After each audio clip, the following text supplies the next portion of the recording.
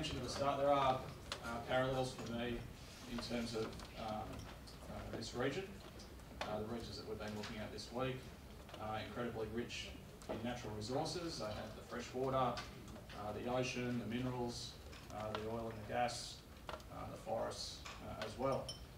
But there are challenges for business in terms of maximising the use of those resources, challenges associated with how small, medium-sized enterprises innovate in small communities, challenges in terms of how those businesses attract and retain the skills and competencies that they need.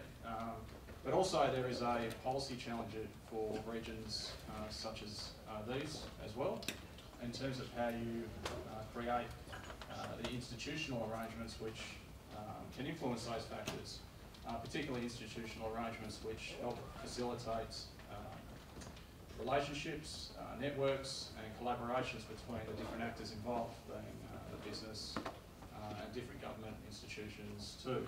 And in particular, being a remote region, how you then communicate your priorities to a national and to a European level and build the relationships which are necessary for that as well.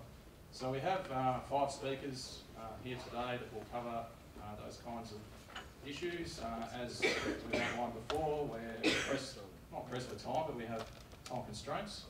We have a lot of speakers, so we'll try and keep it to about 12 to 15 minutes each, and then hopefully there'll be a chance for a bit of Q&A afterwards and some discussion with the audience. So I'd like to introduce Andrew Kirkenes, who is from the Hutton Institute and Nord Regio as well, and he will present now, and then we'll have the other speakers. So thank you, Andrew.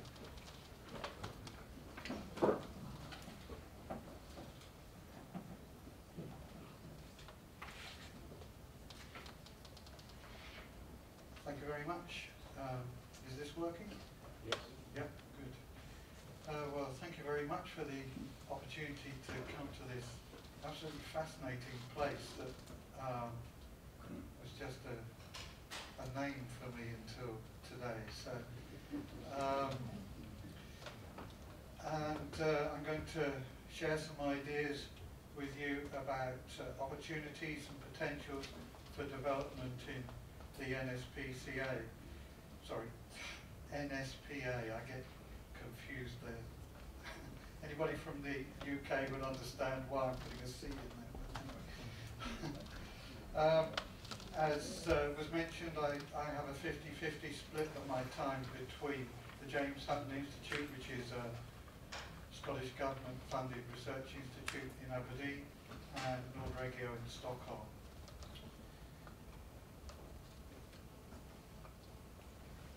Maybe it's a little bit late for a definition, late in the afternoon, but this was a definition of the northern sparsely populated areas, which comes from a Nord Regio report in 2005. It combines population density with accessibility to main centres of population, so it's not simply based on population density. And one of the reasons why I included it here was just to point out that North and West Scotland qualifies under this definition. I'm going to come back at the end to speak a little bit about some work in Scotland. Taken as a whole, I think it's fair to say that the NSPA is characterised by processes of depletion, economic and social depletion. In the case of these maps, it's depletion in terms of population, but we could also talk about depletion in terms of skills and human capital because of selective out-migration of younger people and people with higher educational qualifications.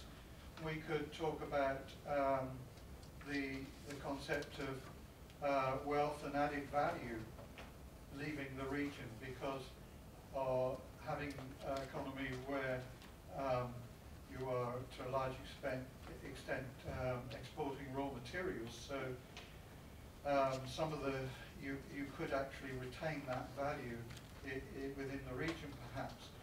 So a few years ago we worked on a typology of European regions which was supposed to be about performance, economic and social performance. And the two extremes of performance, of regional performance, were accumulation on the one side and depletion on the other. So the northern sparsely populated areas are very much in the depletion end of the scale. But there is some evidence, as we heard in the first presentation this afternoon, there is always evidence of positive trends in small localized areas. And you can see the blue areas on the map on the left-hand side there, which reminds us that it's not, the NSPA is not without potential, and we need to seek out opportunities and potential rather than compensating for disadvantages in our policies. Just thinking a little bit about what we mean by regional competitiveness, I don't know whether you recognize this face. It's actually Paul Krugman, the Nobel laureate economist, and he famously once said, so if you hear someone say something along the lines of America needs higher productivity so that it can compete in today's global economy, never mind who he is or how plausible he sounds, he might as well be wearing a flashing neon sign that reads, I don't know what I'm talking about. Well, we're not Nobel laureate economists, so I'm going to use the term regional competitiveness in a rather loose, pragmatic kind of way. In the context of the NSPA, I think it seems to be mostly about reversing these processes of depletion, maintaining or increasing the capacity to generate wealth and to keep it here.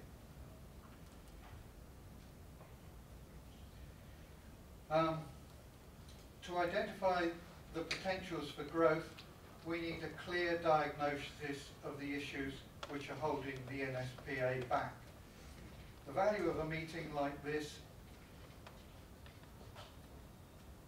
is an opportunity to bring together the worlds of research and practice, which are often very separate and don't talk to each other very much, and we can share tacit knowledge. The dangers of not connecting research and practice are that you can have policy which is left behind by theory. It's based on an out-of-date concept or an out-of-date theory, or you can have policy which is based on a simplistic caricature of a theory. So,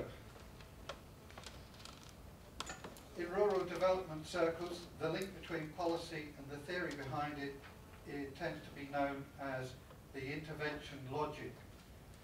And in my presentation, I'm first of all going to talk about a broad range of intervention logics which may be appropriate in the NSPA context.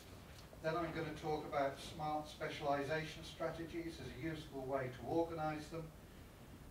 I'm then going to talk about two issues which are particularly worth considering, two theoretical issues, if you like, which are particularly worth considering in the context of the NSPA, and I'm going to finish off with an example from Scotland.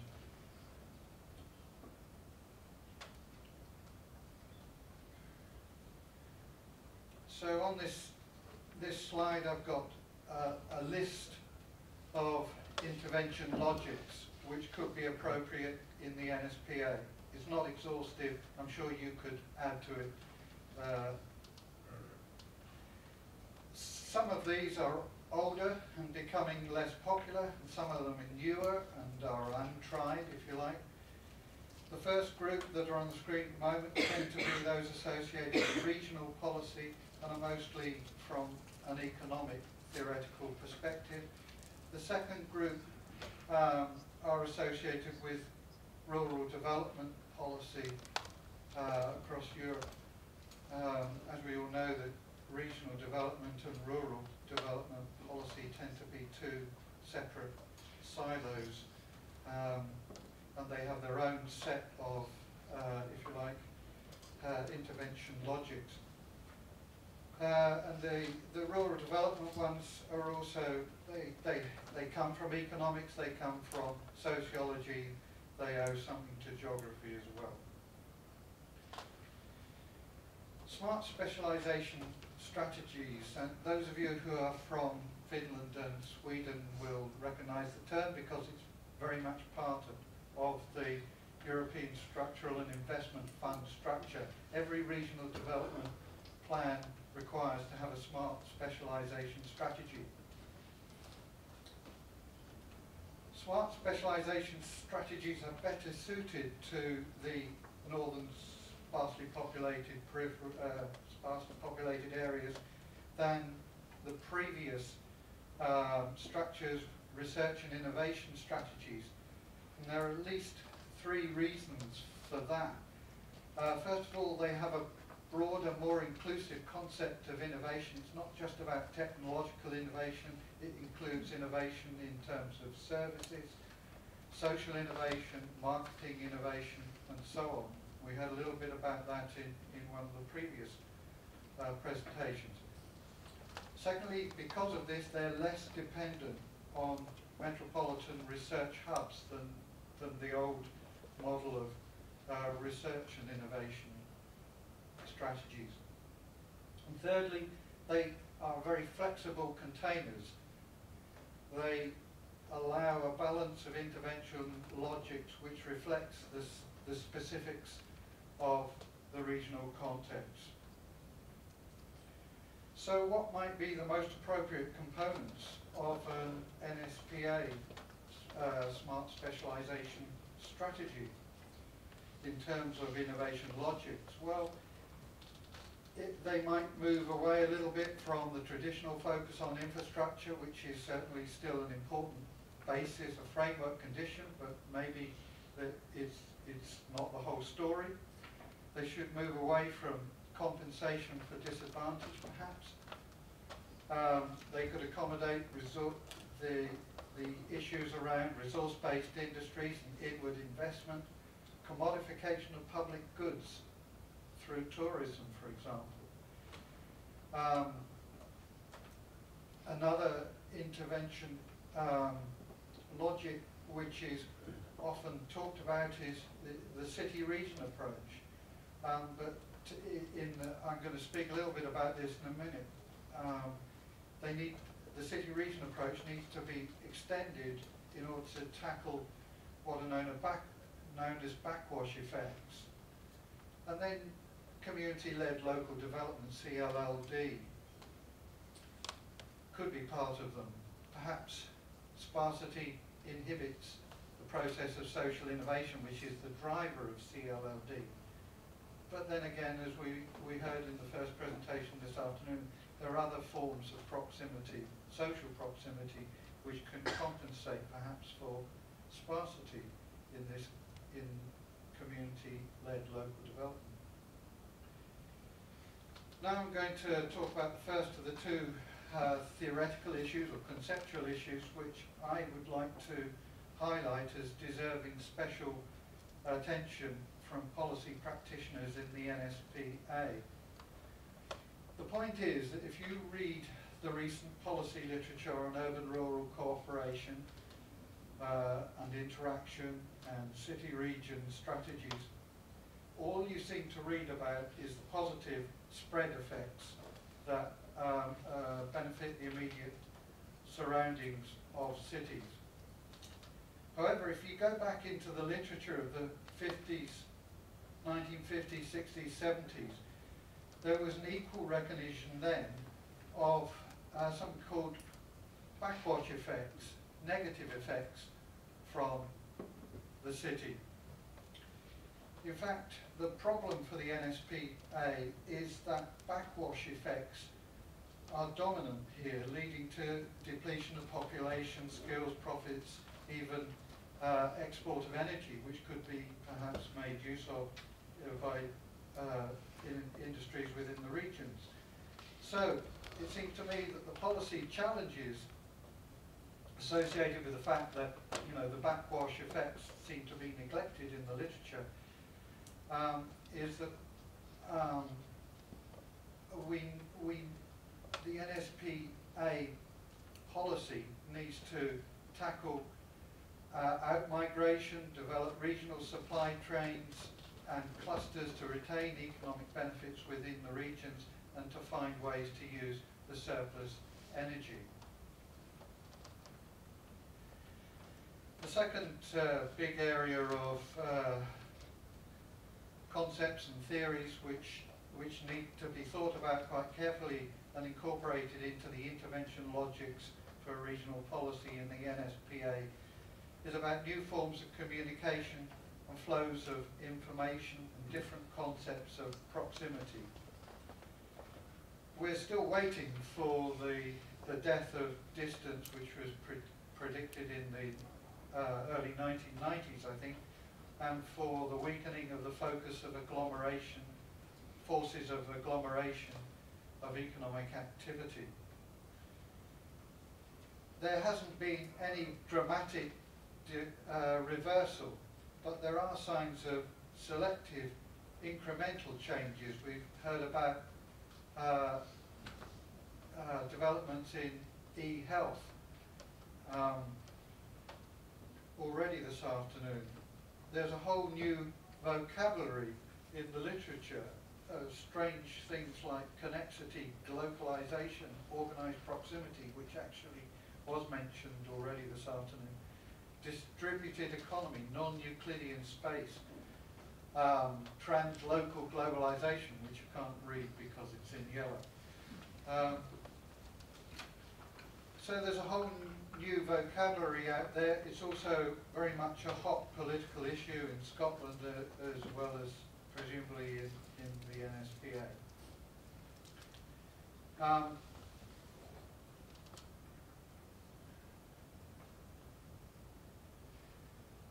So new information and communications technology has had a selective impact. Peripherality is still a very powerful constraint, but it's been partially reconfigured, presenting a range of new opportunities in the NSPA. In order to understand this subtle shift in which is going on, one way we can do that is to analyse patterns and trends of economic performance, distinguishing between accessible and remote areas. And this is where I want to talk a little bit about some research we have been doing in Scotland. Scotland has a six-fold classification of its 6,000 data zones. It has 6,000 small data zones. And this six-fold classification of these small data zones includes urban, small town, rural. And the small town and the rural are then subdivided into remote and accessible. So what we did, we produced something called a socioeconomic performance index, which I won't go into detail. There are copies of this short two-page document explaining it, and if you go on the web, there's a longer document you can download. But we scored each of the data zones on a 1 to 10 scoring system on the basis of 18 socioeconomic indicators. And then we were able to compare socioeconomic performance in these small data zones in 2001 and 2011 and see what changes were taking place in different parts of Scotland. And what we found was that small town performance declined between 2001 and 2011, but rural performance improved. And accessible rural improvement and small town decline we explained mainly in terms of spread effects from the largest cities,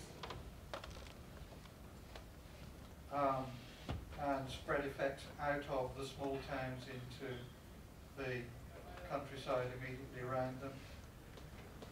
And the remote rural improvement, we thought this was a pretty complex phenomenon. We don't really have a simple explanation of it, but it's at least partly due to information and communication technologies facilitating sort of non-spatial proximity and breaking down the disadvantage of distance, if you like.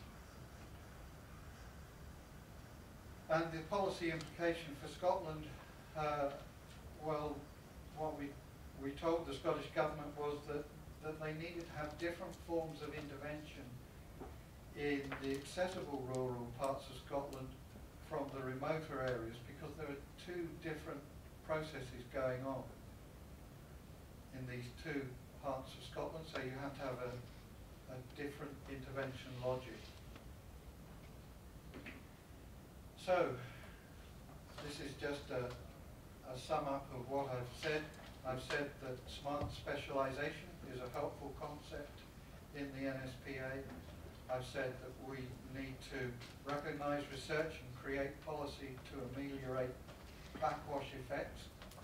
And thirdly, I've said that proximity or new forms of proximity, we need to acknowledge them, monitor them, and exploit the incremental changes which are taking place. Thank you very much. There are a few copies of this document outside on the table by the copy.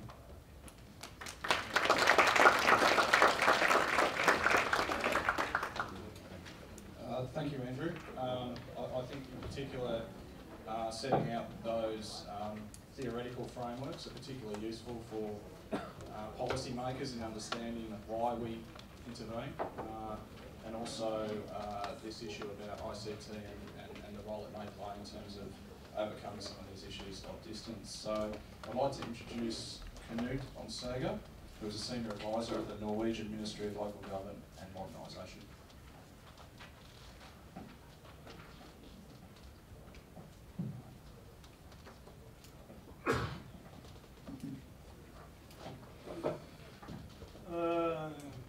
Thank you for the invitation to this interesting seminar. My name is Knut Onsega, and I'm working as an advisor in the Division of Regional Policy, and have been working there for as long as 6 months.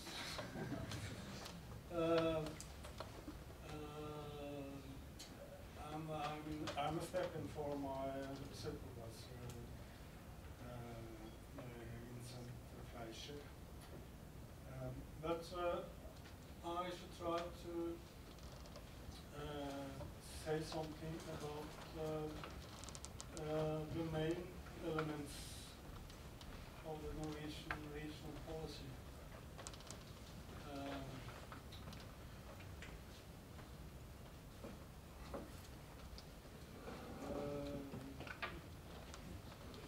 But before that, I will give a very short overview of some regional structures and trends which are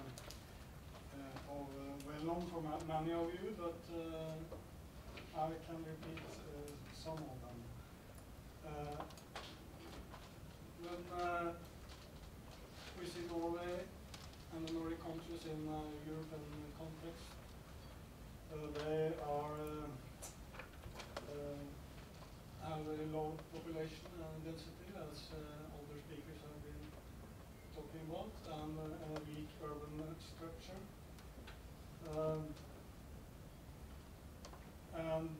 Despite of these structures, the Norwegian and Nordic countries have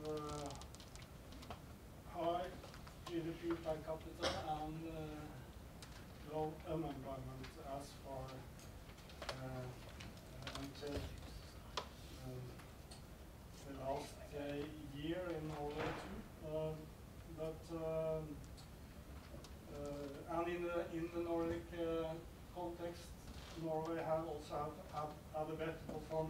and all the Nordic neighbors, also in the periphery.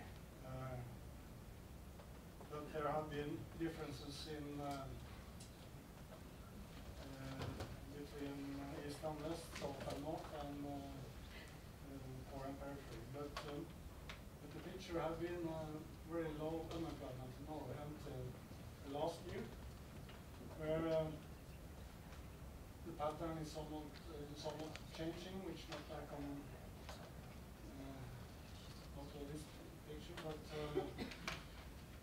the reduced oil prices and weaker currency are going to make another picture of the unemployment in the different regions in Norway. The last 5 years, the last 2-3 years, the unemployment level in Norway have increased, while it decreased in the northern countries. Another well-known aspect with the Nordic countries is the ongoing centralization and high population growth, especially in Norway, and a better regional balance in Norway. Yes, this shows only the population level in the Norwegian age zones and the rest of the country from 1995 to 2015, and it shows that in the regional age zones that I will come back to what that is. The population level have been stable at the same level, while the other parts of the country have growth, and those parts are mainly the large city regions.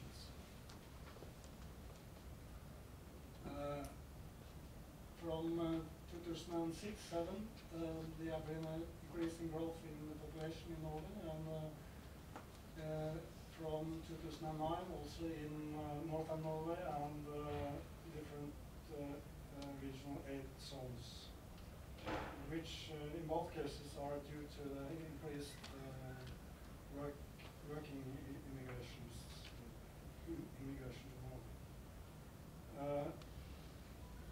When we look at the demographic components over the last 5 years in northern Norway, behind the population growth, we see that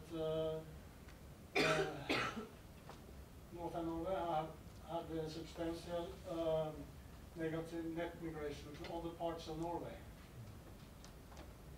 But that is more than compensated by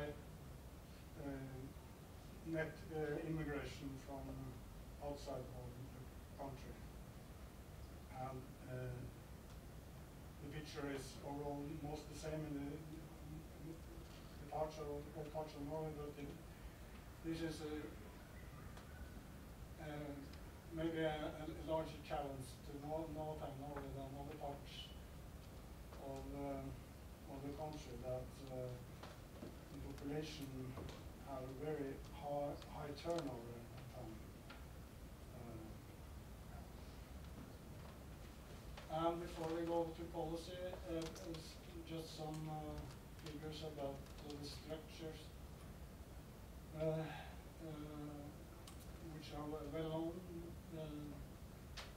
That 64% of the population in the northern countries are living in small city regions or more peripheral regions with more sparsely populated areas, while in the rest of the country, or the country in total, the same share is 26. And we see also that there are a centralization process in the northern Norway in the growth of the population.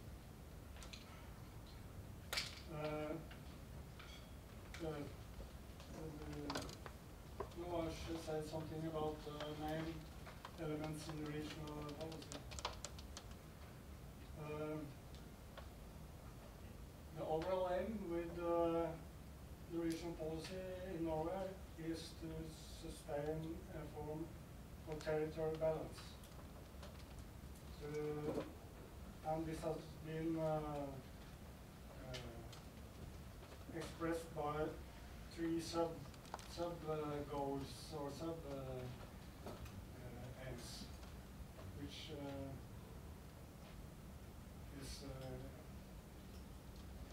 have been gone through for many white papers. And these are sustain the main feature of the settlement pattern, utilize the natural resources in the whole country for highest possible national level value added, secure equal living conditions, and give everyone the freedom to choose where to sit. It is very wide goals. The regional policy can also be described in 5 elements, main elements. The first is the regional differentiated labor tax. As I go little into that afterwards. The second is the instruments related to business and community development. And the third is the action zone in Finnmark and North, which also have targeting individuals and not only business. And infrastructure is an important aspect, but a relatively small part of the total budget, in which are administered by the Ministry of Local Government and OECD. And the Ministry has also the coordination responsibility to different sector policies, and that is a challenging field. Very much of very important regional effects are related to national sector dynamism and policies which lie outside the Ministry of Local Government and organization. The most important is the income system for the municipalities. Fishery, agriculture, and agriculture policy are also laying outside of this ministry, and very important for the regional development in these industries. Knowledge, education, and R&D, and localization of state institutions, communication, and healthcare. When you look at the first main element of the regional policy is the regional differentiated labor tax, which amount for about 14 billion crowns a year, and where the more peripheral the region is, the greater is the reduction in the employer's tax for social security. And in the red part of northern Finnmark, it is zero. The second part of the policy is related to supporting business and community development, and there are 3 main objectives related to different instruments here, and the first and the largest one is related to the business and industrial development, enhanced competitiveness, innovation, capability, and entrepreneurship. And here are also many of these cluster programs. And the second one field is to develop the framework for business development related to infrastructure and accessibility. And the third one is related then to attractive towns and places.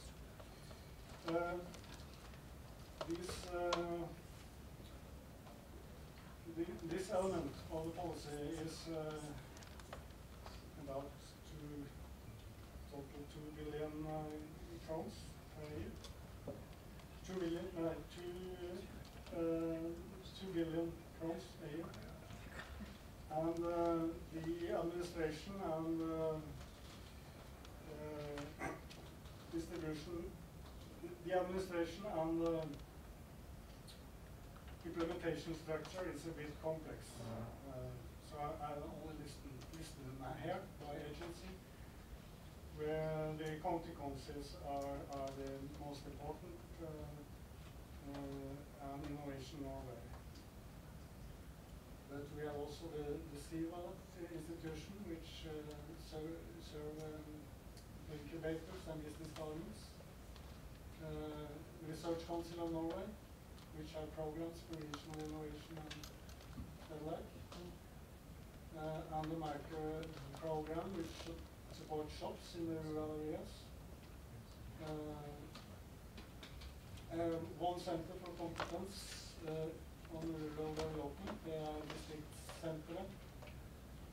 Also, and then the ministry has some programs and for international cooperation.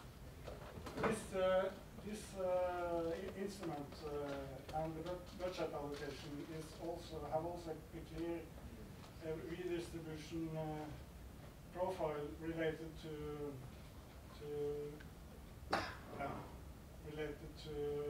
increasing per value. Yes. Action zone. We should only take the evidence from this. The specific with the action zone is that the instrument is targeting both business and individuals. And evaluation which have been done shows that the effects are surprisingly very good when it comes to the individual targetings, while it is more insecure when it comes to business and industry. Finally, only some changes which have been on this field over the last years. There have been a budget reduction in the regional policy spending to about 1/3 over 3 years, with the current government, the right-wing government, which have prioritized tax relief and road investment instead. In the policy field, it has been increased focus on, and that have gone beyond before the last government. With increased focus on cities and towns in regional development and cities as functional and sustainable regions, and the knowledge infrastructure and knowledge-intensive business development. Yes, and we are in different administrative reforms in a way, as many of you know much about, and which also will have impacts on the regional distribution of government jobs. And 2 white papers are in the way, or in process. One on the regional folkevalgt nivå, mellomnivå, and political elected regional medium level government, and a new white paper on cities and peripheral regions in 2027.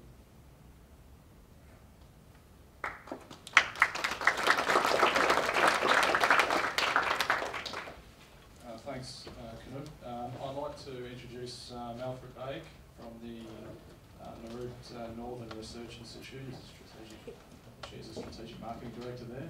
Made the first mistake, but thank you, Knut. I think just outlining the range of organisations, actors, instruments involved in regional policy, and again the importance of those institutions that help give some coherence to that at a regional level, but maybe we can follow that in the discussion.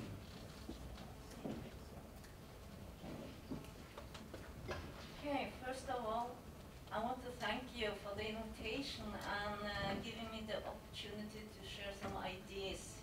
I have seen the impressive program for the OECD members and the participants during this week by the northern Norwegian coast, and I suppose you also have a quite rough journey.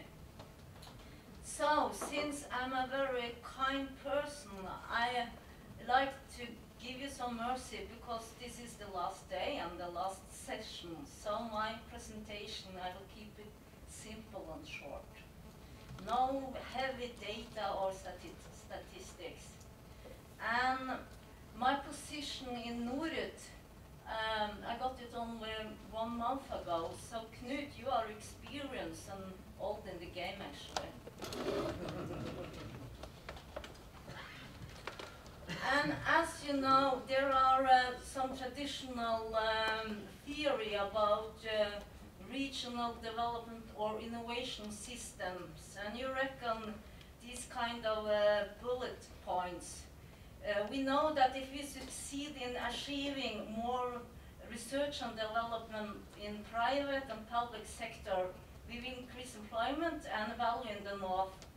And as you recognize from the slide, there is specific identification of so-called critical factors for establishing business clusters and regional innovation systems. And you know, the condition within the region is of course very important. For instance, culture for innovation and the geographic gathering of business, which make operation easier, as you know, is also an critical factor. Cluster of business gives increased growth and innovation. We all know that, and also that the thickness of the regions they call, it's like where you find clusters of business, institutions of education and researchers, and populated area is also very important for getting and establish innovation systems. And also national policy reflects these kind of theories through their instruments like Norwegian Center of Expertise, Global Center of Expertise, and so on. But as you know, there are some challenges. We do not have big and strong business clusters. We even don't have SME or small and medium-sized enterprises, but we have general small and tiny small companies. And we do not even have this kind of cultural innovation, neither in private sector or in the public sector. But this is a pattern, I think. It's not specific for Northern Norway. And we know that in tiny small enterprises with less than 10 employees, the companies in North Norway show the lowest rate of R&D activities. So we also know that studies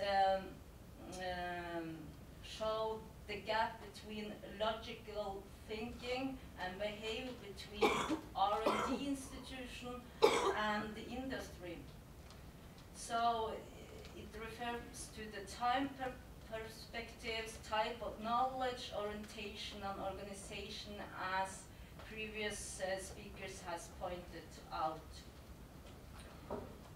So, as I have mentioned, national policy and instrument are based on these general knowledge and principle and theory of innovation and business development. But the question is how to implement theory in the real field where the conditions do not reflect the premises.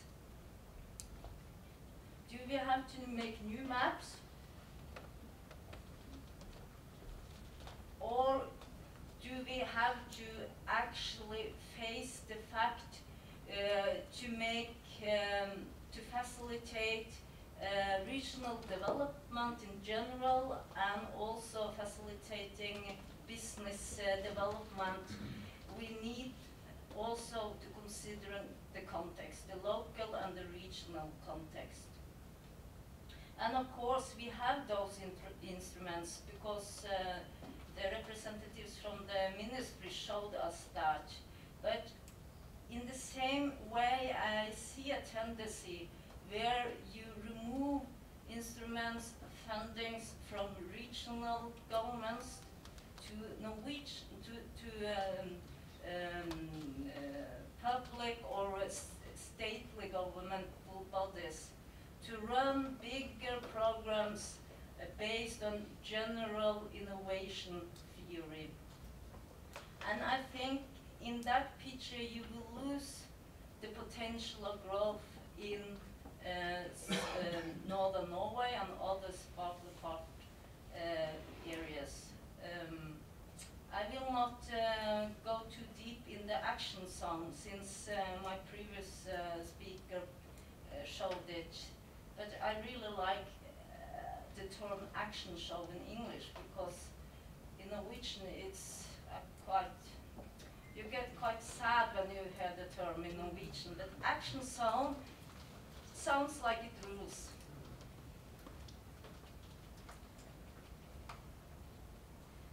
And some of the goals for the action zone actually is to recruit skilled labor. So that takes me to the second point I like to stress. Because, as you know, during the sessions in the week, I suppose you have been well aware about the natural resources. But in the end, it will always be the most important resources is the human capital.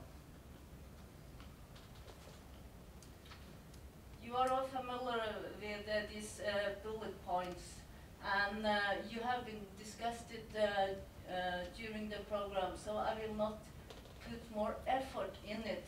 But nevertheless, these are very important challenges that we have to address and stress to our politicians and also to the public sector.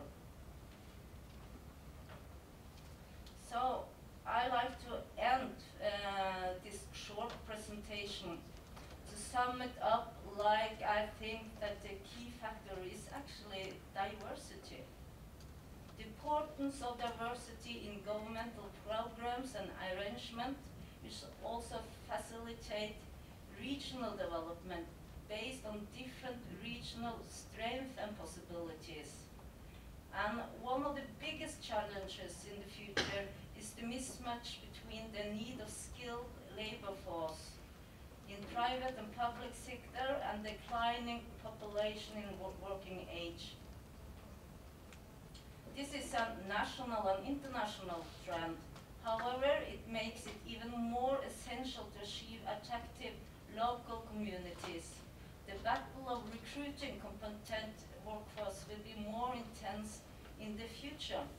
And we're talking about recruiting and diverse labor force in age, in skills, in gender, in nationality, and so on.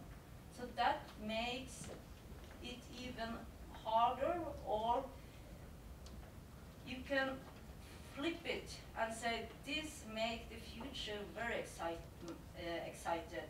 We have to be able to compete and appear as attractive.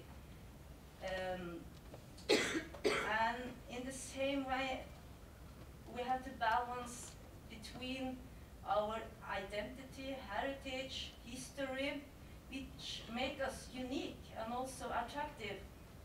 In the same way, we have to also balance it with diversity, considering labor market, public service, culture, different lifestyles, because that makes us also attractive.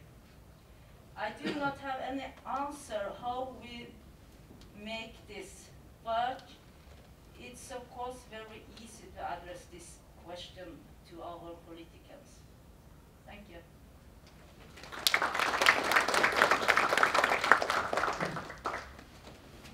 Thank you, Alfred. Under time as well.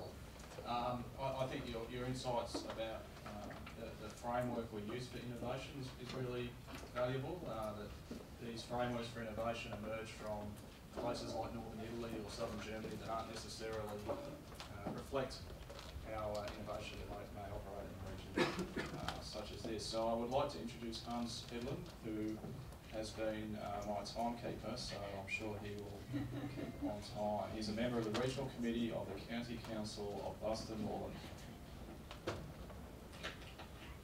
Thank you very much. Are you tired? Or are you waiting for a drink? I have my two civil servants here. They have tried to teach me to speak the world's most common language, bad spoken English. So I hope you will understand me.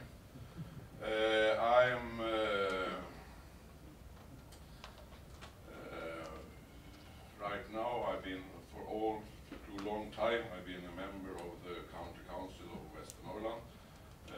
For a year ago, I was the vice chairman of the border, but then there was an election, and now I'm just a member of the border. That happens for us in the politics. I'm glad to be here as everybody else, and I will talk a little of the northern region of Sweden and a little bit more of the middle region, Western Norway and Jämtland Härjedalen, but most of Western Norway. This is the point that the national policy for regional growth is 4 areas that they want us to work with out in the regions. So if we are going to have some central money, or if you just want to be kind of through our region as a central government, that it's very important that we work with this 4 pieces. As you already know, we talked about it earlier, but the coasts in Sweden, there we have many people and we have many big companies. It's in paper, wood and mechanical engineering. In the more sparsely populated areas, it's the big companies, it's mines of course, but even in tourist there are some big companies, also very many small. And what we are trying to do is to work about how they better can compete on the international market and the local market. This is what we also are working in local in the county of Western Norway.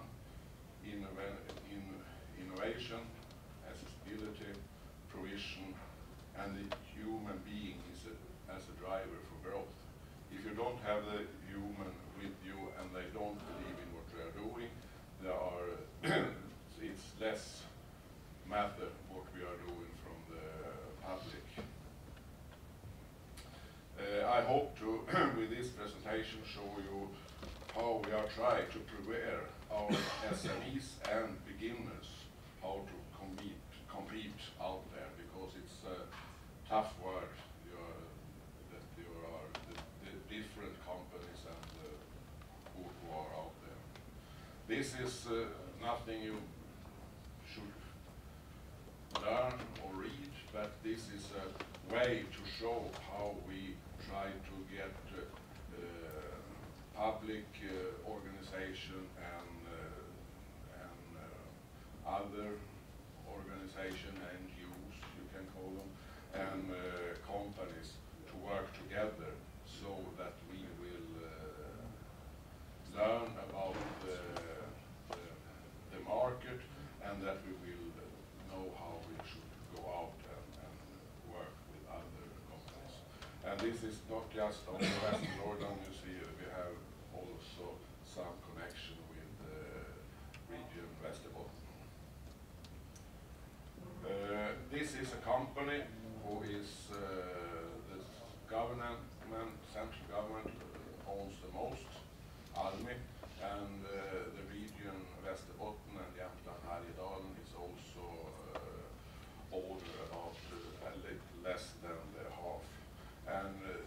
is what they are doing. They help you with advertise loans and venture capitals.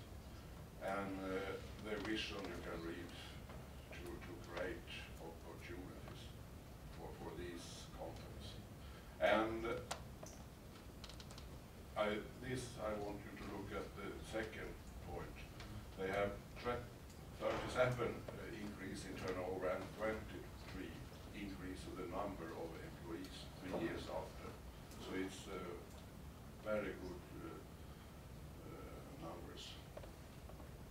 And now we have another guy, the thing that we are very proud of, which we call Åkrosen Business Incubator.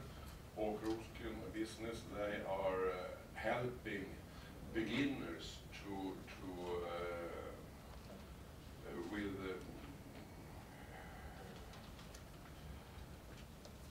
that they need. It can be paper, computers, and that things. And when you are very small and you're feeling alone, it is a very good company to start companies. And you see, and then if you're talking about euro or you're talking about Norwegian crowns, it don't matter so much. They have one invested is 10 times back.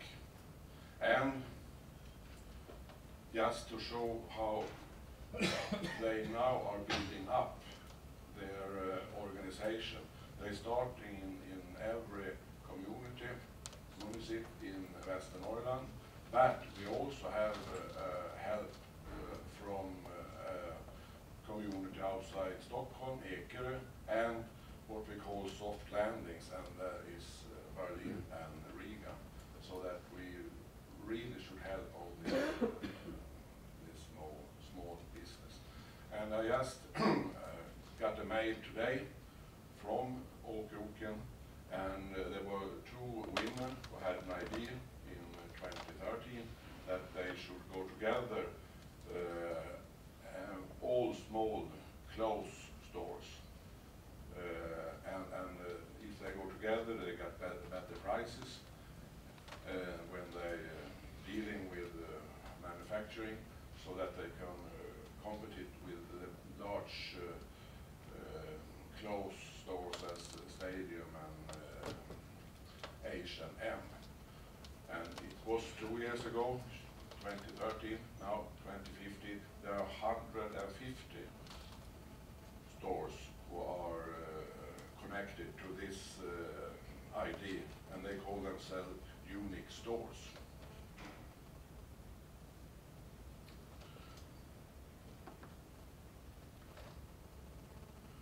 And this is a picture of how we work together with other regions and other countries. Oh yes, nice.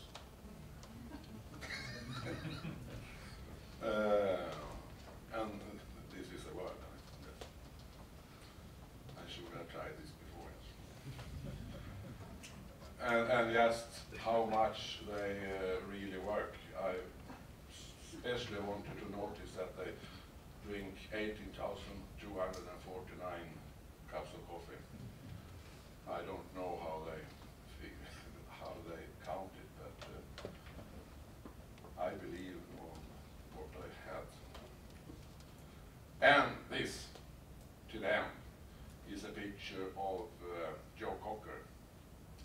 He is singing the famous song from Beatles, I Can Need a Little Help from a Friend. And in the sparsely populated areas that we live in, it sometimes can be hard to find a friend.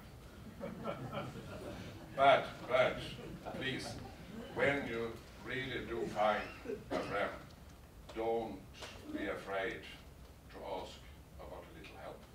Thank you.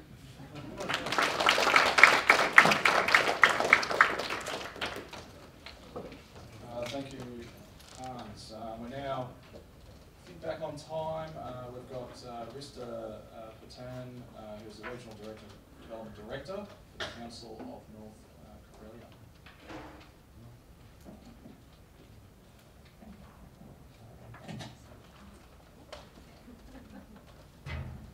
Okay. So I'm the last one. But it's also nice to be here. First time in Kirkenes I have been. No, it's better. So it's the first time in Kirkenes, and I have been many times in northern part of the Norway in the context of northern periphery programs or the Barents cooperation. My region is part of the Barents region, so that's fine. But it's nice to be here, and the content of my presentation is first of all where I'm coming from. I have slides from that, and then a little bit of the national regional policy system in Finland, and then something try to compare and what we are doing at the regional level and what is doing at the national level.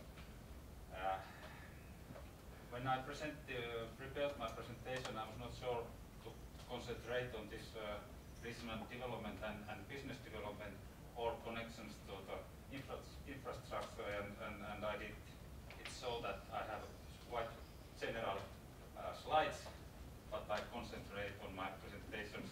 So I have 2 lines. I try to show the one is suitable for different things. But I have 3 starting points. Our Finnish Minister of Finance always has 3 starting points or 3 points. So I'll start these points, and first of these points I would like to say something about this. We are calling in Finland some kind of big regional policy and the small regional policy. So it's the question about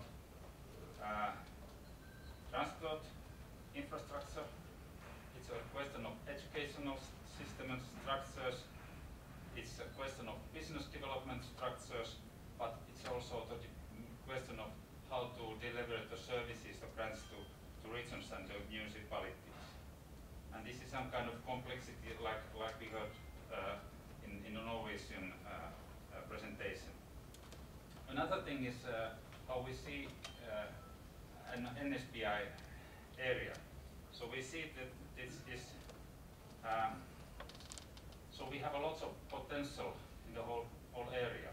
So we have a natural-based economy, its background, bioeconomy, mining and extractive industries, tourism, and so on. So we have a lot to offer to other parts of the Europe and the world.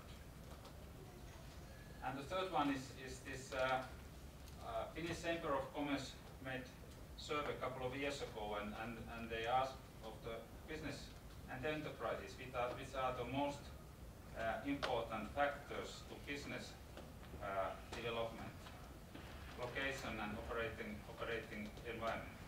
First one was the skilled labor force. Second one was the transport connections and accessibility, and the third one was the safe and attractive environment. This is some kind of a base for my presentation. So first of all, the North Karelia, I think it's just because I'm coming from the southern part, maybe the NSBI area, so I'll come from the region of North Karelia.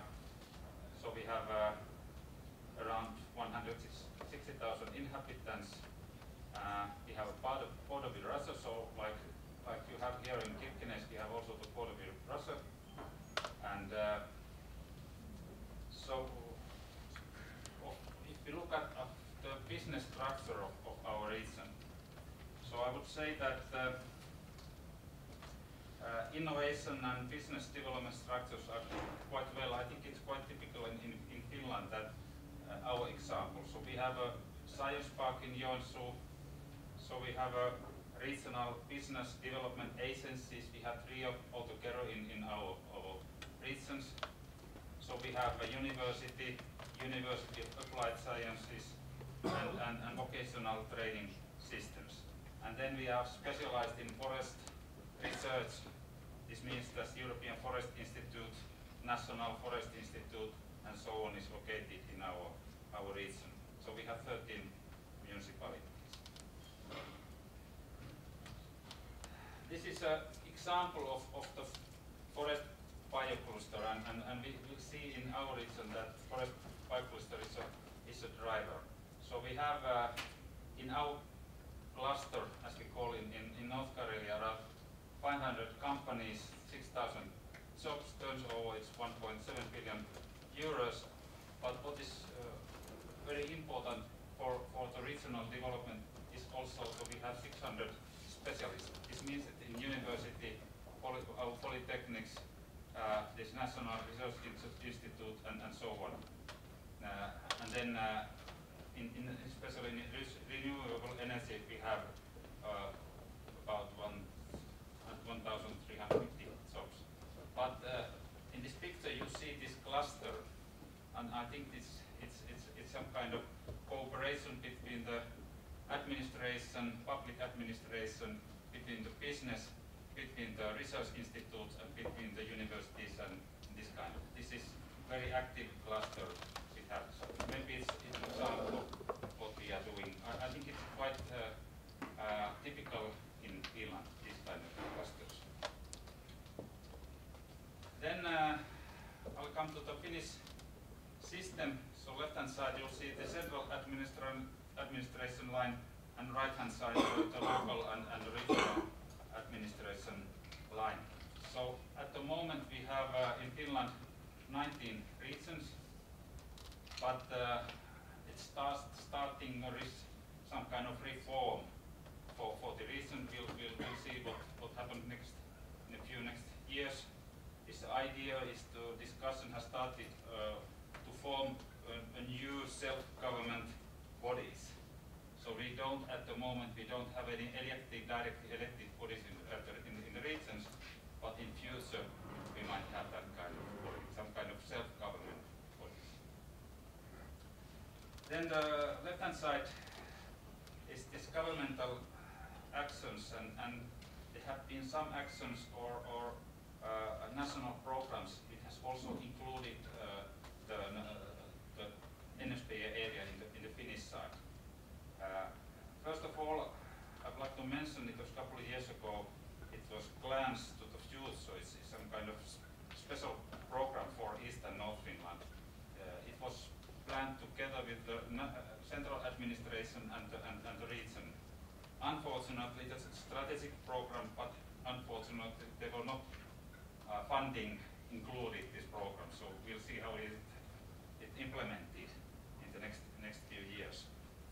Another thing is called innovative cities. It's called INCA program. So idea is to how to develop the innovative structures in the special fields in Finnish cities and city regions, and then also the growth agreements.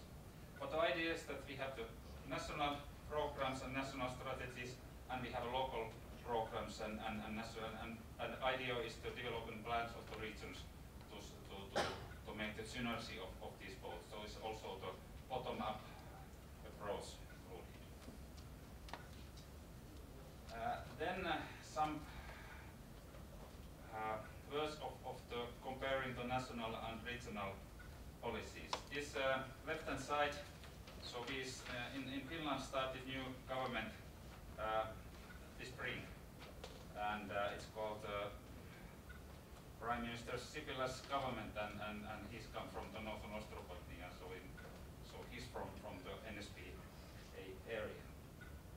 For a long time, the Finnish focus has been to strengthen the competitiveness of the Finland and strengthen the expertise, and a lot of efforts has been put on to innovation systems and research and innovation systems.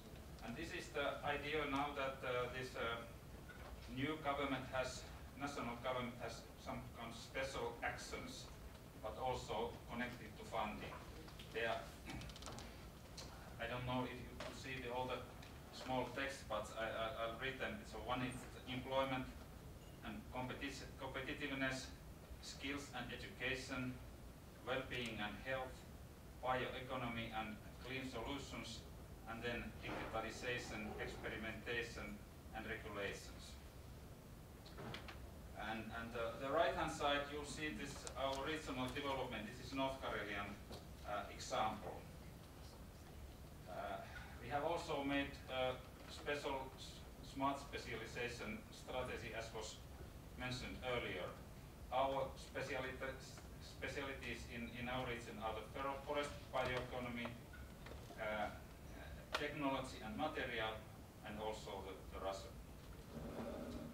But if you compare these national and regional strategies, we'll see quite well that they are in line. So I cannot say on behalf of all the Finnish regions, but if I look at the North Karelian side, there are a lot of similarities. There's national goals and also the regional goals. But what is in practice? So the goals are in line and actions merely too. The problem is at the moment Finnish economy, it's not in good shape. So we'll see how much funding it's for its actions. So what this reflects to the east and north part of the Finland. Also the structures and mechanisms are I would say that are in a good shape. You mean the funding systems, regional business development structures. The problem is maybe the subsidiarity. Do we have the near possibility to make decisions concerning people? Maybe it's coming a bigger structures of the administrations, and persons who are making decisions concerning the business development, they are maybe not so near as it has been. Another thing is the regulation. We'll see how much it's. We are part of the European Union. We have our own Finnish regulations. They are not easy to so maybe we have some need to some kind of reform also the regulations, but also the experimentations. We have some problems at the moment, and I learned this, listened this Westernorland example, how to get this seed money. We have the venture capital systems, we have loan systems, and innovation technology funding systems, but not so that found the seed funding or early stage funding to develop business. At the regional level, we have got that kind of solutions. We have a special growth programs for that kind of activities, but that's not enough. Just few things about the regional and national level. The structural funds and European Union funding is extremely important. Also the NSP area. So about the Finnish structural funds program, around 300 million euros per year goes 2/3 to the NSP area. And the Kirkenes, which is the Finnish technology and innovation program, they have at the national level around 500 million euros, and this structural funds around 300 million euros. This 500 million euros for technological innovations. So it goes around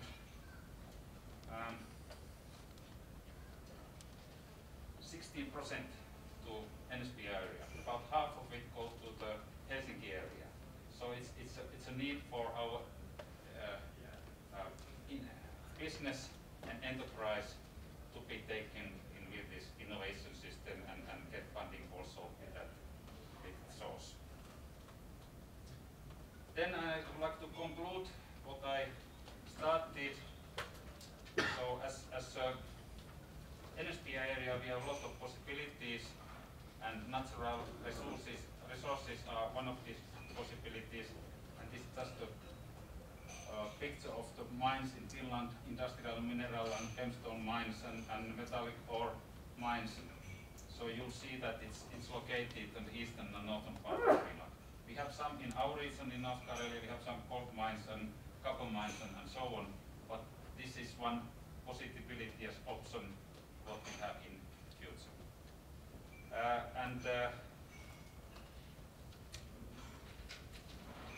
think that was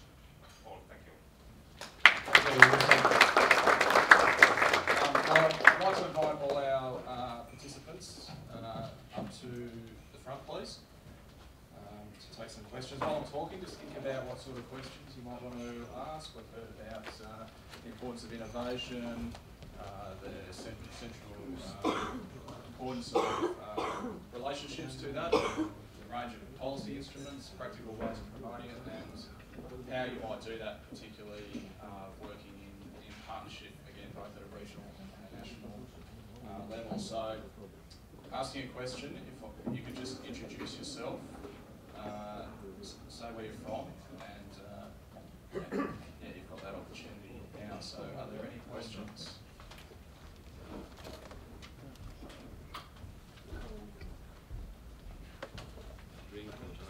Okay. Yes, Mikkel North Norway European Office again. I was particularly interested in the first that you, Andrew, showed us. And my thinking when it comes to smart specialization, as you put that as one important issue to look into, that's S3 initiative on the EU level, isn't really one of the smart specializations for the regions as such and for the whole NSPA operation very much this that we have been talking about today, that yes, we are few, but we are close connected to each other. If you just, I mean, what we're discussing today is the connections, but if we can solve that in different ways, then we have close to each other, we have close between different clusters, we have strong clusters in raw materials, in woods, in minerals, but also growing creative sector, which I think is one of the sectors we need to promote in different ways. We have easy to connect between different actors as we are here. I mean, we're from the politics, we're from the academia, we're from different aspects, including the enterprises, which maybe not are so much here today, but otherwise close connected, both global companies and very small companies. And we have a tradition of working together, and all those three different ways of collaborations in itself create some sort of innovation triangle, which needs, as we discussed before, this oxygen into this. But I think, because when talking smart specialization is often looked upon and what sectors are we to promote and what are we best in, and there we should be even better in the future, even though we do not know what the future will point out. So it's more a general question, but I think it's still quite interesting to see isn't there some sort of smart specialization in the innovation system that we can work that are very much different from other areas, such as, a million city with 1,000 years of university. Think what we can do compared to that. Yeah, I think that's I think you've expressed quite well a lot of the things that lay behind what I said. I mean, the point about smart specialization is that not everywhere can be Silicon Valley. That's often, the way it's introduced. That the concept of a research and innovation system, which is based on high technology and a cluster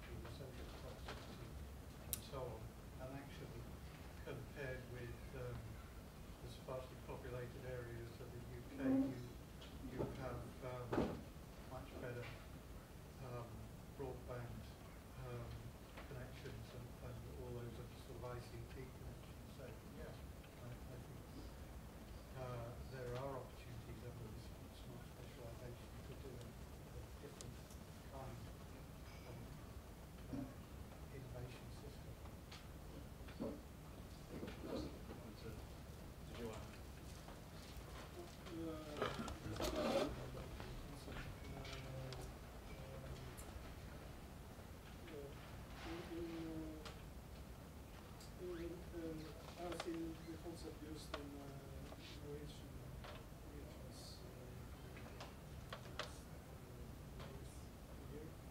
and it seems to me that it's much about kind of differentiated specialization. You are taking some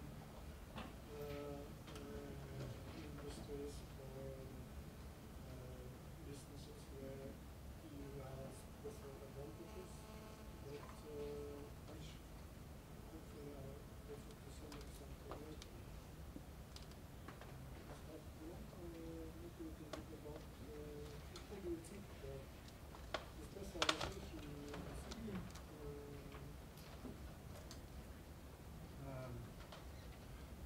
well, I think Andrew, no, if you represent closer. Yes, so Pedro. I think in some ways smart specialization has more in common with the old concept of comparative advantage and competitive advantage, which is why I was a little bit not sure how to handle the idea of the original title I was going to talk about, original competitiveness, and in some ways there's a slight tension there between regional competitiveness and more of a comparative advantage kind of concept. I think only people with the local knowledge can decide what the focus of the smart specialization should be. So there's certain obvious strengths of the regions which have been talked about a lot this afternoon. I know you want to have to say something, but we're running out of time. We've got 2 more questions. So I might just go to them. If people can ask that question quickly, and then yeah, we'll be able to get through a bit more of the discussion before we need to wind up. Yes, Morten Edberg. Yeah. I have a question a little bit about, for some years ago, it's both to Andrew Kopus and perhaps Knut Unsager or somewhere else. And it's about, for some years ago I visited Highland Island and a project, Inner Forth Moray, I think it was. And one of the key questions there that they've changed the political situation in the Highland and Island from some municipalities to one, Highland and Island. And what happened, as I saw it, and the problem, then they started projects around, because where communities had a political and they owned the question. For one day to another, they got perhaps one representative as in some committee in Highland and Island, and then they started projects to find ways to encourage local activities. And now we have a discussion in Norway and perhaps in Sweden to reduce. We have to have larger. I say we are just 9 million. Why don't we have just one region in Sweden?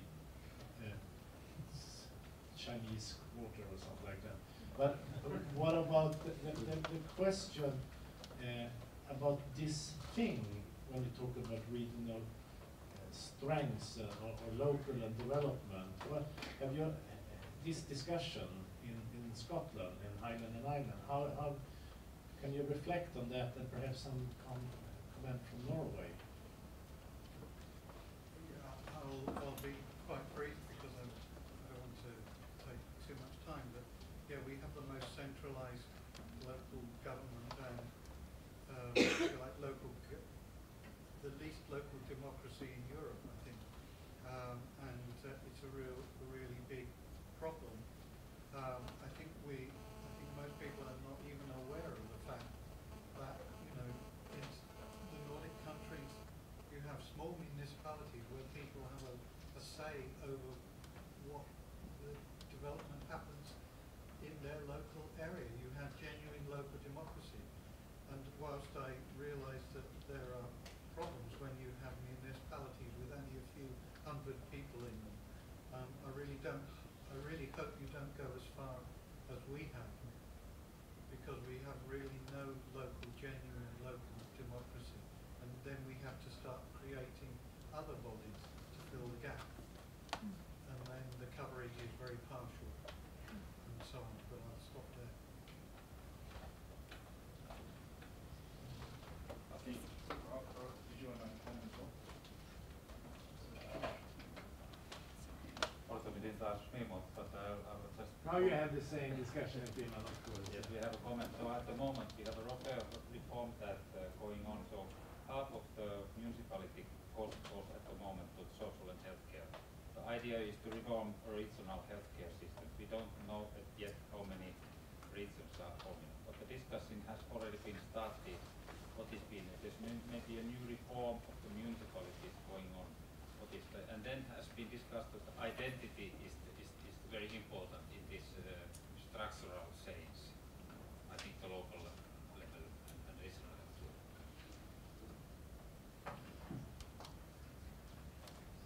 Okay, if there aren't any more concluding comments from the panel, I'm going to wrap it up there. So I'd like to thank them for their contribution today around business development. I'm going to hand it over to Jo Kim, who is the head of our division, to draw together some conclusions about that.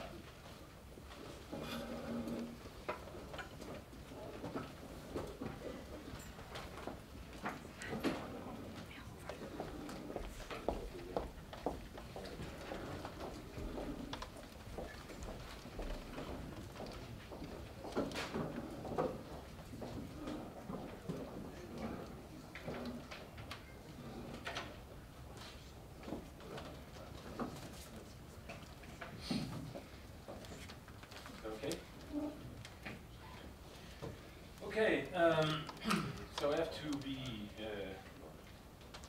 effective because we have to wrap up quickly because dinner is at 7, I think. First thing I would like really to thank, particularly the, our colleagues from the Northern Norway for the organization of this seminar and this mission. I've been, for a while in the OECD. I participated in many missions and country studies, but I think I rarely participated in a mission where I learned so much, not only about the region of the country, but also about the topic, rural development. So this is really a learning experience for me, and really I'd like to thank you for that. So perhaps just to start, kind of recall some characteristics of these rural areas that perhaps I think are worthwhile putting on the table, and also making some connections with perhaps sort of a more macro sort of perspective. Of course, things like distance, and we have been hearing a lot of sort of these issues about density over the last days here. Understanding this issue of this distance, this problem distance, communicating this problem to people, for example, in Oslo. I've been sort of listening a lot about that. Also the issue of low density, as someone said here, the economic science has produced a lot of stuff on agglomeration economies, on the density, of the effects of density, but has done much less work on the economics of the low density. And actually we'd like now at the OECD to develop more and more sort of a research program on that.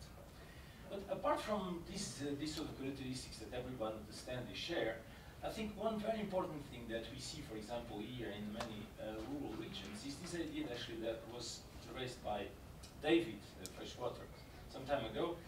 This is that these regions, in some sense, are condemned to be specialized in the tradable sector. Tradable sector means goods and services that are tradable. It means that they are exportable and they are facing competition from other regions, other countries. Agriculture products, for example, industry, resource. All these are tradable sectors.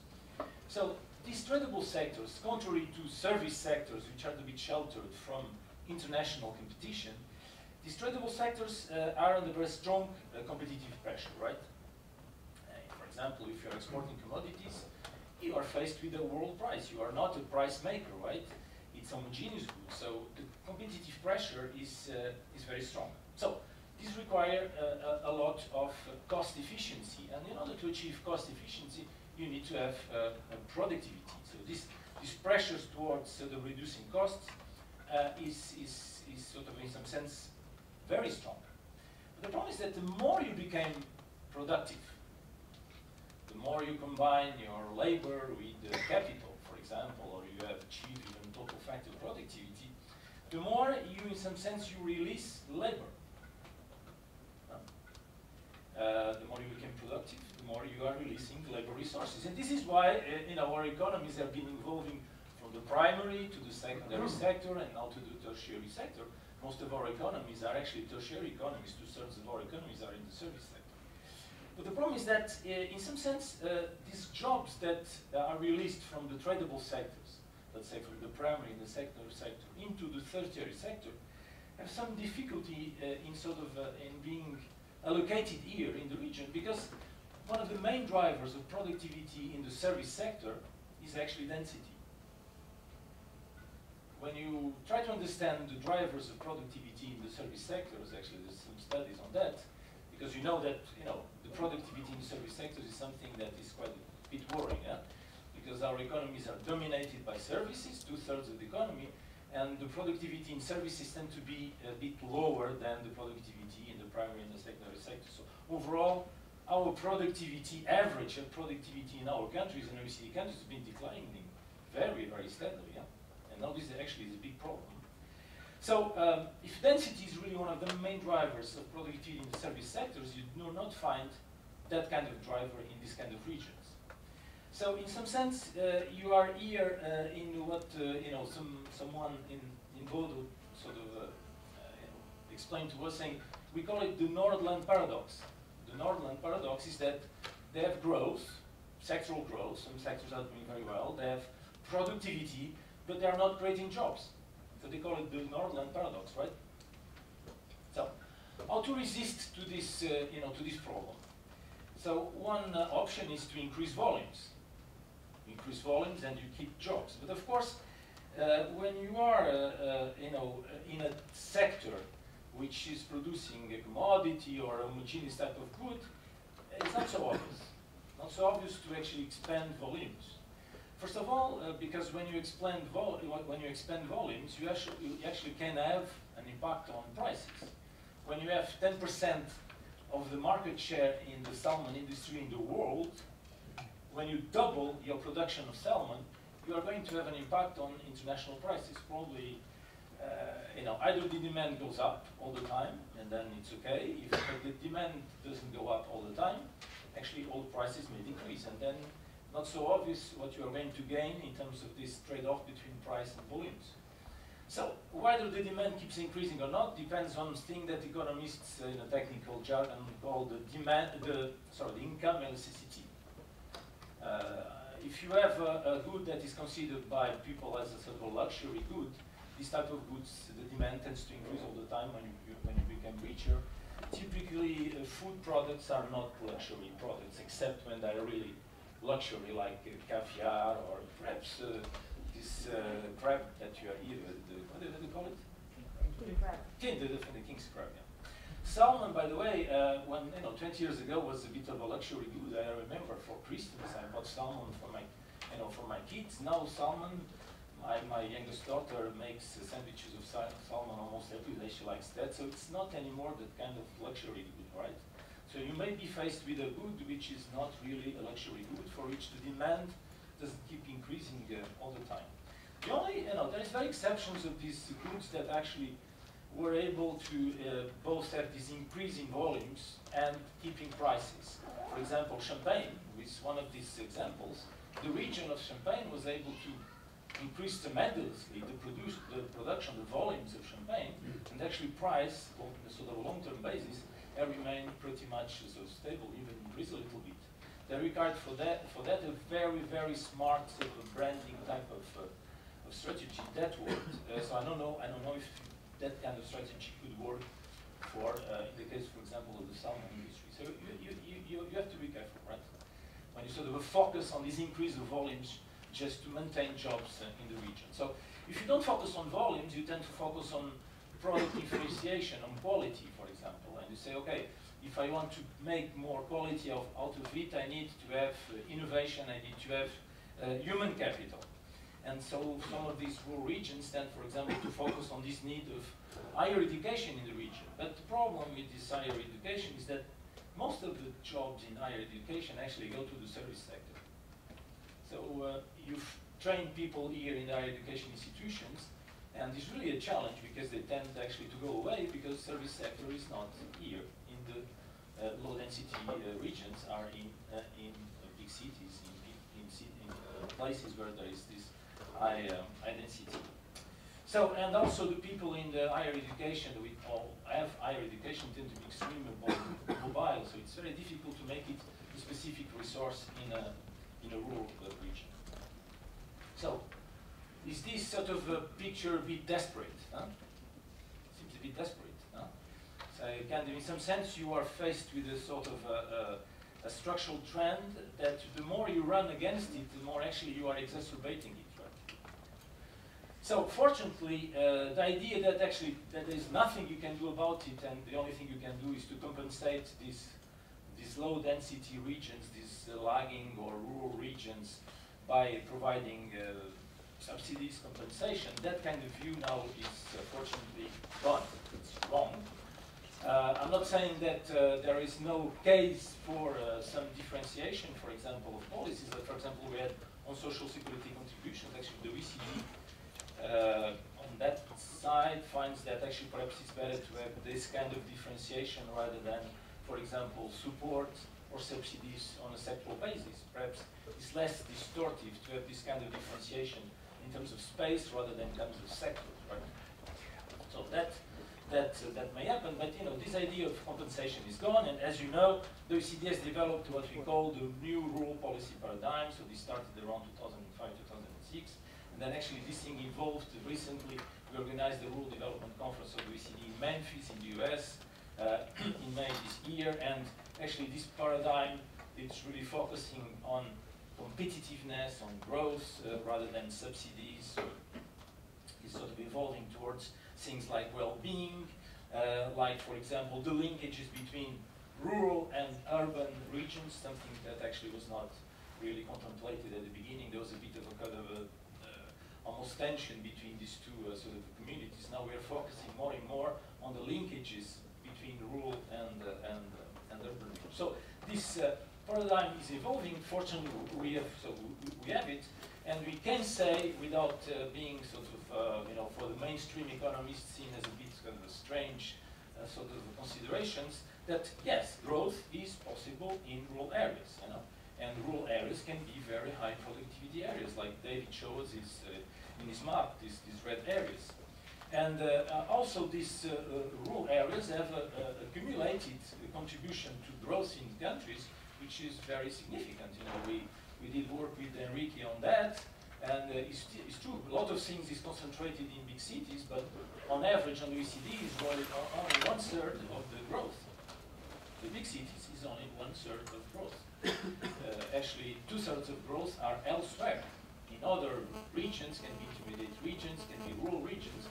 But of course, each region is small, but when you accumulate all the contribution of all these regions, actually makes a big sort of share of the contribution to aggregate growth. So this should not be neglected. So what can we do? So if we take that as a sort of as an acquis. So what can we do in terms of promoting growth, competitiveness, well-being in these rural regions? So I think at the OECD we come up with some kind of key ideas. First thing is always to focus on specific assets. Absolute advantages, competitiveness. Even Professor Krugman, that doesn't like the idea of competitiveness, he wrote a paper saying this is a crazy idea. At the level of the country, he recognized in a paper that he wrote actually in the conference in Scotland that actually the notion of absolute competitiveness absolute advantage or competitiveness is something that makes a lot of sense for actually subnational sort of entities for regions. Because any small difference in terms of, say, for example, productivity across regions within countries, because production factors are much more mobile within countries than across countries, could make huge differences in terms of development sort of processes. First of all, identify, so the policy should help regions to identify these specific assets. And for that you need to have local knowledge. It's not, you're not going to identify specific assets from Oslo or from Paris. Second element is the issue of coordinating sectoral policies. It's very important when policies arrive in one region that they are coordinated, because otherwise you don't get most of it. For example, is very important when you discuss about transportation in the northern Norway, that, for example, your Minister of Transportation talks with the Minister of Trade. Because after all, you know, what you produce here is going to be, it's of course a very important component of Norwegian exports, but if, for example, there is a decline in exports of oil, you know, replacing oil by other types of products is very important. Then, for example, this fish production is done here, right? So if the trade minister and the transportation minister get together and understand this issue, perhaps it will be easier to make your case for these infrastructure projects. This coordination across ministers and ministries is very important. Also very important in this sort of regional policy paradigm is the idea that you need to align policies across levels of government, of course, from central, regional, and municipalities. And in particular, when you have rural regions that are close to cities, it's quite important indeed to have this alignment, this multi-level governance approach to align policies, say, between urban areas and rural areas. So, of course, here you are away from very big cities, but this is important overall. So, in rural areas, we have two big advantages. Is land is cheaper, and we saw that, for example, the other day we were discussing with someone that has a ferrosilicate plant, and he was trying to disproduce a lot of carbon. And he has a vision saying we are going towards an economy that is going to very low carbon sort of content of the economy. And he say, how can I absorb all this carbon produced by this ferrosilicate plants in order to go towards a scenario with almost zero emissions? And he invented the connection between using the carbon, the CO2, to produce actually algae, which is a bioeconomic product. And at some point he said, of course, I can use this CO2 and produce algae, and this algae actually can be used as a food, for example, for the salmon industry. And they said, but of course these algae sort of containers need space, and we have space here. So an advantage. He can only do this kind of green growth type of idea because he has space. So space is a very important advantage. Labor may be cheaper here, although you may have a problem of skills. But capital tends to be much more expensive. And one thing is really lacking here, and we heard that during this week, is the information about market opportunities. So these ideas about weak ties that David, David talked about, the idea about the networks that also was presented here by Ruth, is really something which is kind of very important. The entrepreneurs, the firms in rural areas tend to be less exposed to these market opportunities than a place where naturally you have a lot of interactions, a lot of connections, like in a city. So, if you take these sort of main lines of rural development, regional development, and these main characteristics of rural regions, so of course you need a sort of strategic vision here in the NSPA sort of region. I think the presentation where we were given this sort of a global, national, and local perspective was extremely sort of useful. This, I think, when you have that kind of perspective, this sort of issue of distance gets a bit sort of less problematic in some sense. Of course, here distance are huge, but when you put this thing in this global perspective, I think these issues are sort of seem less of a problem. And this is perhaps where our study can be useful, because it can sort of makes advocacy for an integrated vision of the whole region, which is certainly needed. I don't like when you oppose east-west to north-south. I don't like that. I think actually east-west and north-south should be complementary, not sort of a substitute. I think would increase a lot the return on investment on north-south state infrastructure projects, which you have a much stronger connections on the east and the west. So they should be presented in sort of an integrated way. On the infrastructure projects, I think, yeah, I see a strong business case for increasing the communications, the transport infrastructure. Indeed, if you project the salmon industry to double, even triple in 2-3 decades, you need to be able to get out these goods out of it, but out of the region. But I think David warned us in a very sort of I think convincing way that sometimes you need to be careful about the easiness of transportation and the incentives for the type of production you are doing. When perhaps you have less facility in transportation, you may also create incentives for processing things locally instead of just exporting raw materials. If infrastructure was the driver of regional development, my country, Portugal, would be the most developed country in Europe. We have 2 or 3 more highways, not roads, highways per capita than France or Germany. And actually my country now is much more, in some sense, much more unequal than it was in the past.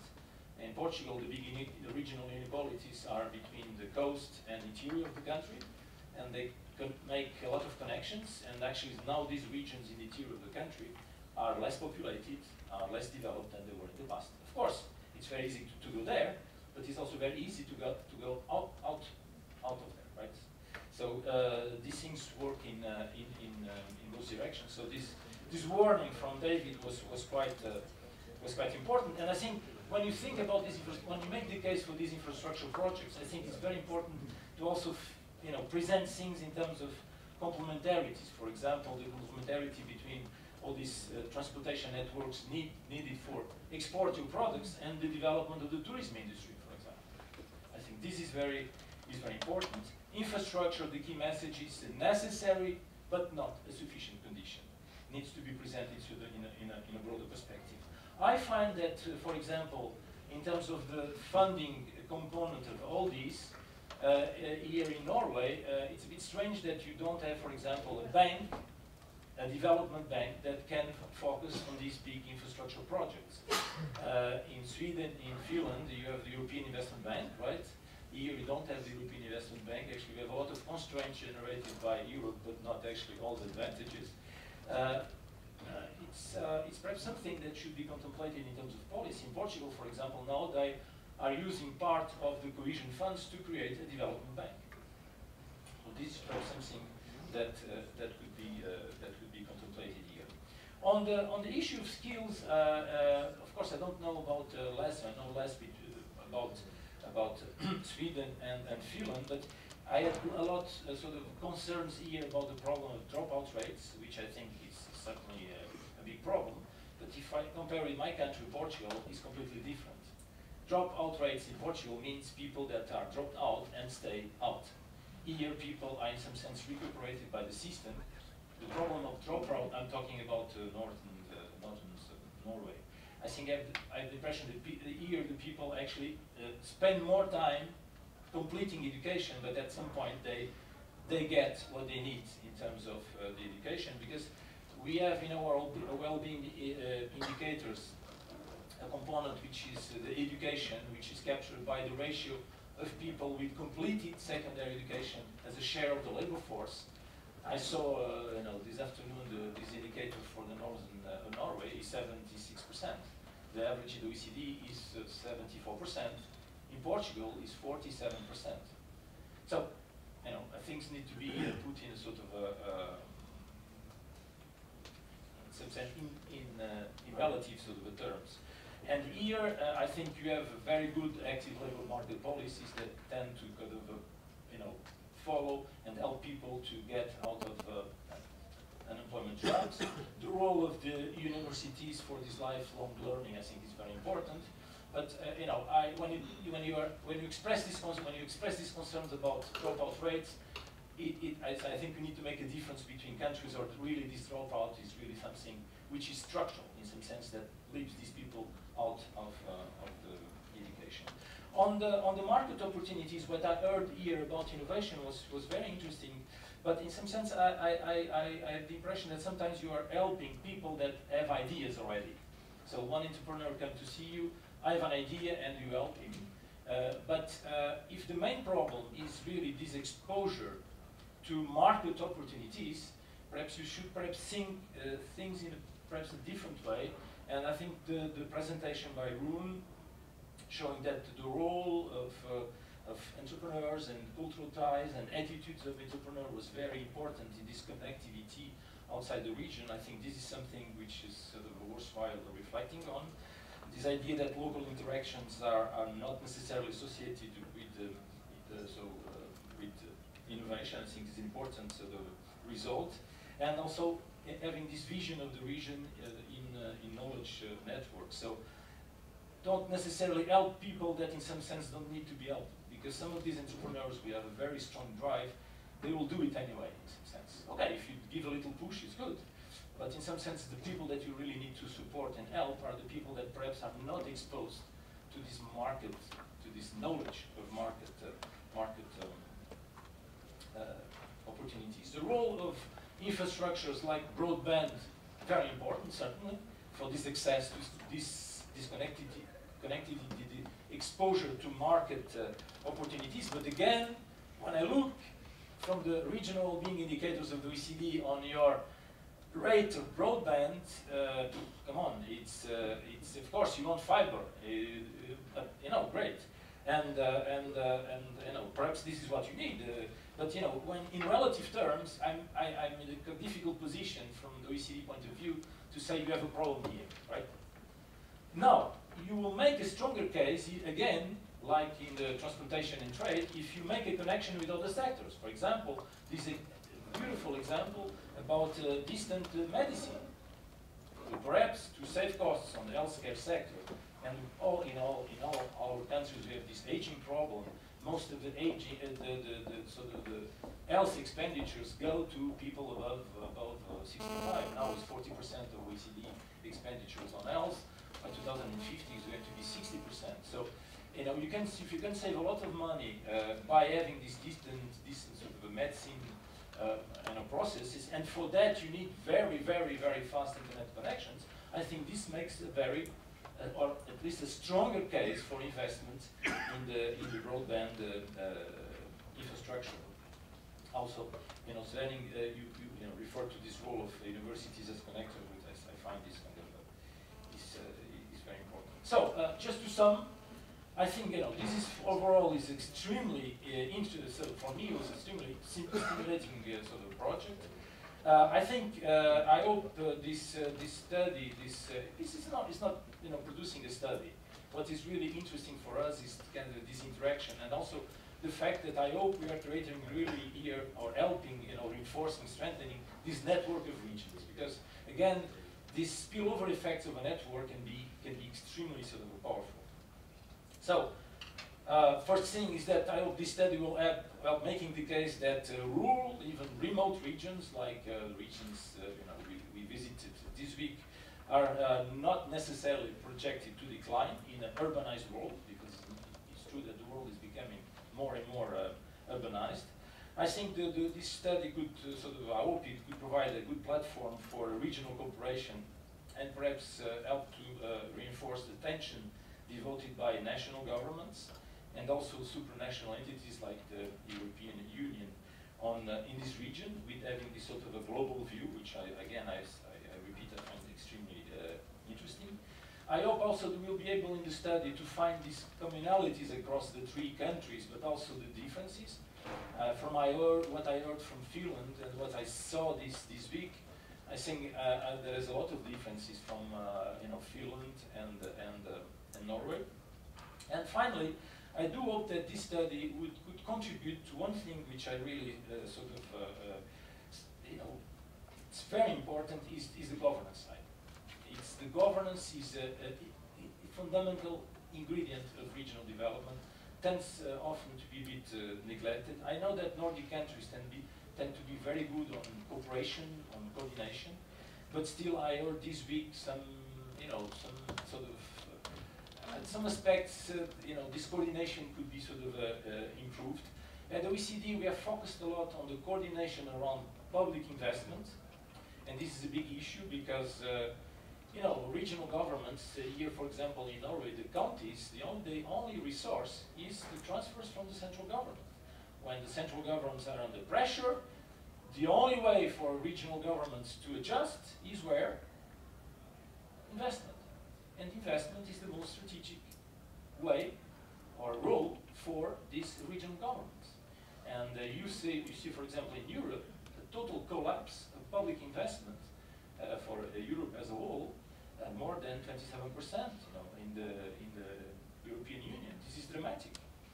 But why? Because that was the only way for regional governments to adjust from the squeezing of the transfers from the central government. So, the good governance of public investment, I think, is a very important sort of instrument. And we developed 12 OECD recommendations on the governance of public investment, focusing on this coordination across levels of government, on capacity at the subnational level, for example, to undertake PPPs, the public-private partnership, and also on the framework conditions. Of course, here the integrity is not an issue. In some countries, it's a very important issue. Budget planning, the regulatory framework. We hear some issues in Norway about actually the impact of regulations, a bit heavy regulations on business development. So I do hope that this study will be also sort of an opportunity to focus,